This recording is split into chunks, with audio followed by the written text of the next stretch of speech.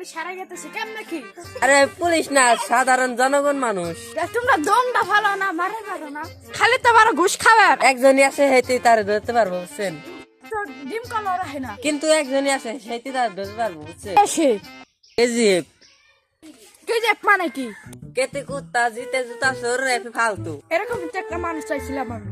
ওর পেশায় একটা বিস্কুট আর এর চুরি করা। তাই ওকে কোথায় পাবো? একমাত্র ভাঙ্গা বাথরুমে পাওয়া যায় ওরে। তান্দারি না রে তান্দারো। পেলেন কোন থেকে? তো বেশ একটা পাবলিক হইতেছে, একটা মুরব্বী আঁকতেছিল। যখন দরজাটা খুলে ঢুকছে তখন দেখি ভিতরে অনেক সন্নিরি। তখন আমি বাথরুম ভাঙ্গা লয়ে আইছি। এর আগে ইট চুরি করে মাইর ফেললে মনে আছে না? এসে 1 মিনিট খারা আমি আইতেছি, ওনতে দৌড়তে আসুম আর আসুম। আমি কইছিলাম পলাম না, আমি খালি দৌড়তে যাম আর আসুম।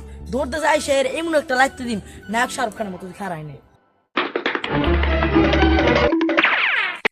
নিজে বাঁচলে বাপের নাম, আর একজনের বাঁচানোর কাম। খাইছে না আমার না হেন ওই তো কিছু কম না শেখ। কেজিএফ কাউল বাপেরটা খায় না, কেজিএফ কাউল বাপেরটা খায় না, কারণ কেজিএফ মানে বাগুন। बाय बाय टाटा गुड बाय गया। 5টা টাকা দিম, এখন তো 5টা থাপড় দেওয়ার মন চাইতেছি। তাই কথায় আসি, চলো। আমি কি খুনতে ভয় পাই নাকি, তাই না?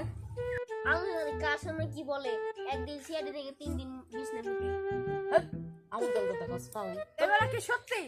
হ্যাঁ সত্যি সত্যি। আরে না ভাই, আমি এই কাজ করা বলবো, আমার 5টা টাকা দেন, 500 টাকা দেন, রেট কিনো। আমাকে 5টা থাপড় দেওয়ার দরকার। তুমি তোমার লোক কয় যে মিথ্যা কথা। আমার পরিচয় জানেন আপনি, আমার পরিচয় জানেন।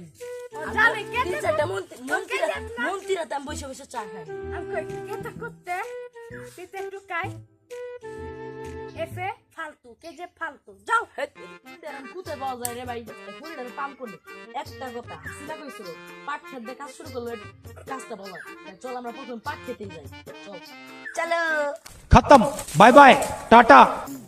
পুরা পেঁপে খেত ভালো করে চেক করো, কোনো জিনিস শত্রু না থাকে, আর কোনো পেঁপে দাঁত দিবে না, কারণ আমি হালাল মানুষ, হালাল কাজ হইব। আমি আজীবন চুরি করি নাই, তুমিও করবা, ঠিক আছে? কোনো পেঁপে দাঁত দিবে না, যাও। দেখবো না, কেউ দেখে নাই, আশেপাশে কেউ নাই, যাই পেঁপেটা চুরি করি। ভেঙে গেলাম। আইতারে যাই, ওরা নাকি একলা খেলা থাকেন।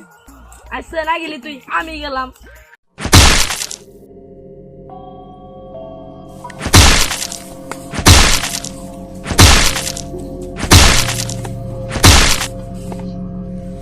এখন দাইতেছ না, যাই একটু দেখে আসি কি করে।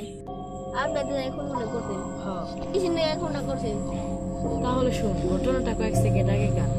এইবার সবচেয়ে বড় বেড়াটা আমি জব দিই, কারণ এই এলাকার ভিতর কার গরু জব দেওয়ার সামর্থ্য নাই, কারণ আমি এলাম একমাত্র 5 টাকার মালিক।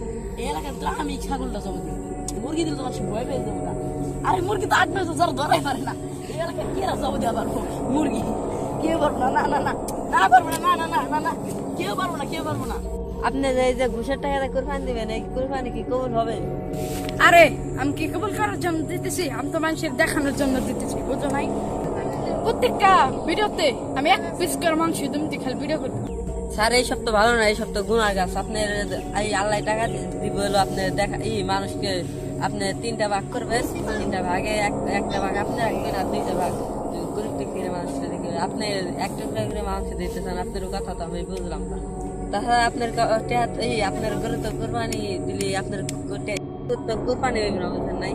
আর একটা বড় ভুল করে ফেলেছি, ওরা কেউ আমার সাবস্ক্রাইব করে নাই, লাইকও করে নাই, কমেন্টও করে নাই।